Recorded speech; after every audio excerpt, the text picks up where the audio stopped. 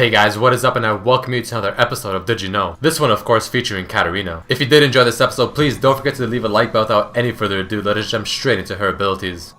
Katarina's passive is what makes her the reset queen. However, did you know that if you die but get an assist or kill right after you die, the reset of the passive will still apply? Spell Shield will not only block Katarina's Q on the target initially, but it will also prevent it from bouncing to other targets. On the other hand, something like Black Shield will simply just absorb the damage, but it will not prevent the bounce. Bouncing blades can hit targets that are stealth, or even chase targets that are within the fog of war. This is quite unique to Katarina, so don't forget to abuse this power.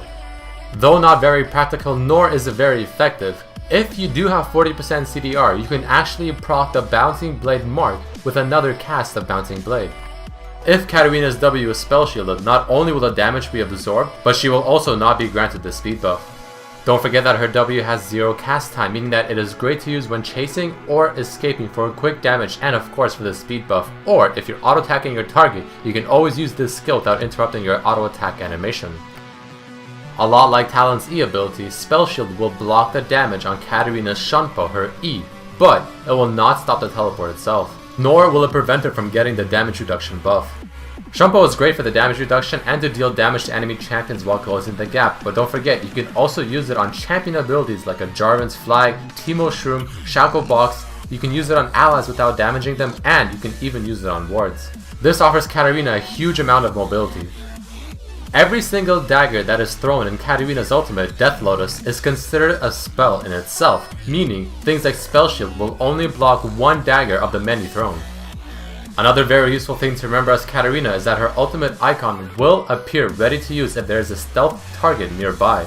Also, Katarina's ultimate will hit the invisible targets that are within the range, and your ultimate is of course able to be used.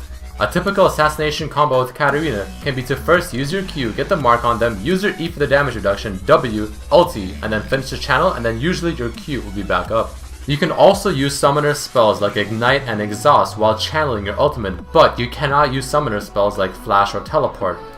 Alright guys, let us jump into some really cool facts and lore about Katarina. Did you know that Katarina was designed by Kornak, a name I'm sure most of you are quite familiar with by now? Apparently, Katarina's biography was slightly reworked a while ago to make her have more depth as a character in the lore. Katarina's voice actress is someone named Tara Platt, who has a long history of doing voiceovers in games, TV shows, cartoons, and many more. Did you know that Katarina is a family member of the Ducos family, which I mentioned in the Talon video previous to this, means of the knife in French? In the Mac launch video, you can see Katarina in a framed portrait. The champion Cassiopeia is the sister of Katarina, even though she looks like a snake. I have a previous Did You Know episode explaining how Cassiopeia became a snake. Katarina and Talon are colleagues because they are both part of the same clan, the Ducos clan. Also, did you know that Katarina and Garen had first fought each other in a war between Demacia and Noxus? One thing many of you guys may be wondering is how did Katarina get that scar on her eye? Well, it is all in her lore. As Katarina was young and trained by the best assassins in Noxus, her father of course included, she quickly became very proficient and got her first assignment to kill a low-ranked Demacian officer. While on her mission, she actually ended up spotting a Demacian general instead and decided to assassinate him, thinking that this will be a bigger hit. So she actually ended up successfully killing the general before she ended up retreating. However, the low-ranked officer, the one who she was initially supposed to kill, got forces together and attacked a Noxus camp, doing a lot of damage. Katarina got very angry and actually went back to finish her original mission. However, that low-ranked officer was now heavily guarded, so a stealth kill was impossible. She ended up coming out into the fray, swearing to kill him, and ended up taking down all of the guards and the officer himself. However, she suffered the scar on her eye in return, which now serves as a reminder to her that she must never let passion interfere with duty. Katarina was one of the few champions that was selected for the Ionia vs Noxus match, of course for the Noxan side. However, she was not selected to be played.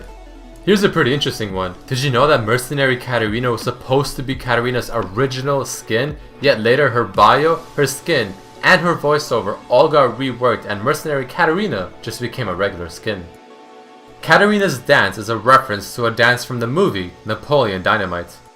Katarina is one of the few champions to actually have 2 champion spotlights on the official Riot Games YouTube channel. The reason for this is because her skill set got heavily reworked not too long ago. Apparently, Katarina's quote, "Why? Because I can," is a tribute to Shawn Michaels, a famous WWE wrestler. Did you know that Katarina's old voiceovers, though somewhat similar in text, used to be a lot more angrier? Here's a few examples. Please, make me hurt you. Violence solves everything. Compared to the current one, Violence solves everything. Bilgewater Katarina was apparently inspired by Chiz's swashbuckler Katarina skin that he made up. Red Card Katarina was made just before the 2010 World Cup and removed shortly after it ended. Chinese artworks of Katarina show a tattoo on her right hip, yet in-game it is on her left. Apparently Katarina has an unreleased skin titled Crimson Elite Katarina, which matches of course the theme of Crimson Elite Talon and Riven. Here are the texture models of the skin.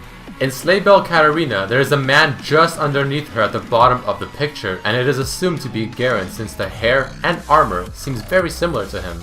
Alright guys, that unfortunately does mark the end of this episode of Did You Know featuring Katarina. I surely hope you guys did enjoy this episode and learn something new, and if you did, please do throw in a like down below and maybe share with your friends as well. Also please don't forget to subscribe to this channel if you have not yet, and also maybe follow me on my social medias, Facebook and Twitter pages. But as always, I hope you guys enjoyed this episode and I hope to see you next time. Peace.